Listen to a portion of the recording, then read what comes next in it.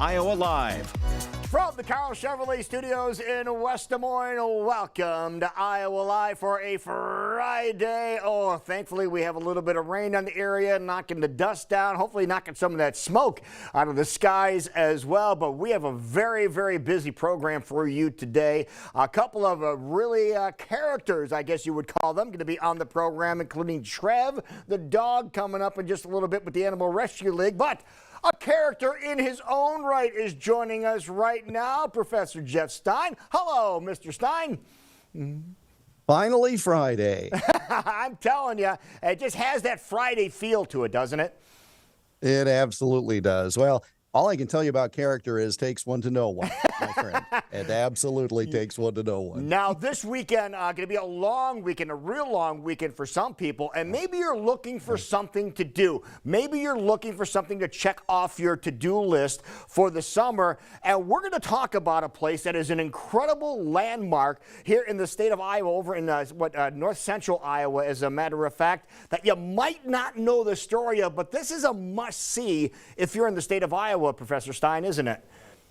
And around the country, too, Lou. I mean, it's just fantastic. And the story behind it, which we'll tell you now, is just amazing. Father Paul Doberstein was born in Germany in 1872. He emigrated to the United States at the age of 20 and was ordained in Milwaukee on this date in 1897.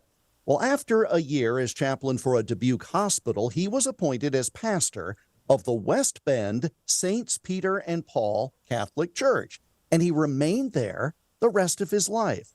During that 57 years, he created something truly remarkable. And here's the backstory. Shortly before he completed his seminar studies, Father Doberstein became critically ill with pneumonia. So he prayed to the Virgin Mary, promising to build a shrine in her honor if he lived. He did. And he made good on the promise, creating the Grotto of the Redemption in West Bend.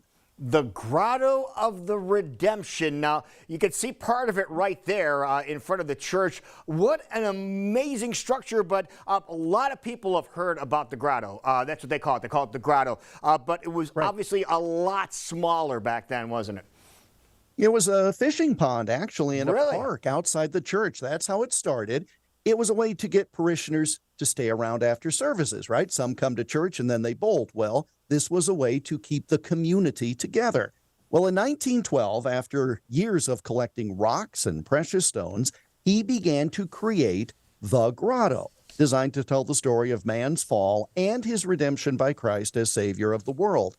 And as Father Doberstein himself recalled in a 1946 radio interview, he did it without any training and without drawing plans. He simply visualized the finished product and put it together. Listen to this. I never draw any plans on paper. I visualize these things that I build.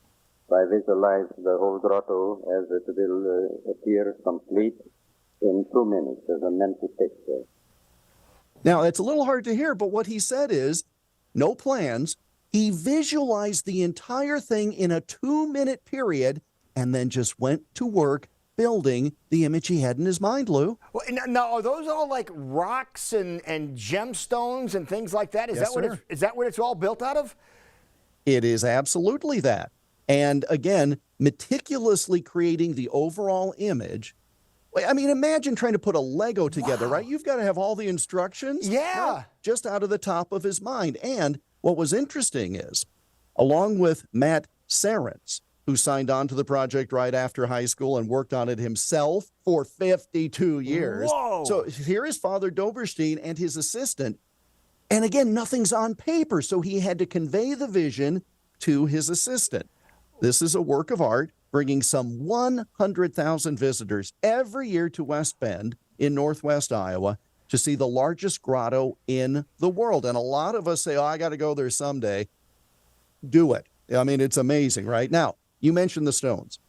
Geological value of the stones that make up the grotto is around $4 million. Oh, my God. But, of course, to its creator, it was a priceless tribute and fulfillment of the promise that Pastor Father Paul Doberstein made in a prayer shortly before he became ordained as a priest, which happened on this date, Lou, in 1897. 97. Now, it's over in West Bend for those people that are unfamiliar with the area. That's north of what, Fort Dodge, is that right?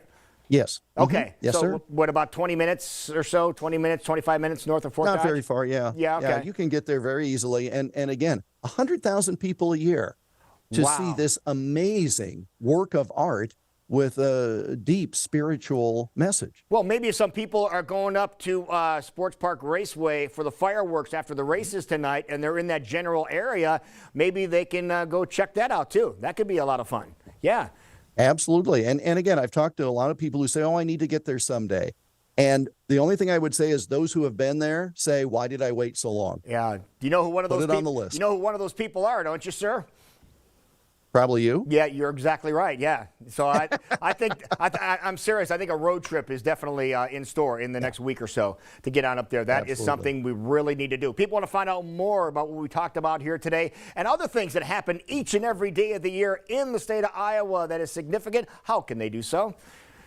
It's at iowaalmanac.com. That's iowaalmanac.com, or the Twitter machine. We give you a preview every day at Iowa Almanac, Lou. All right. You have a bang-up 4th of July there, sir, and we will talk to you next time.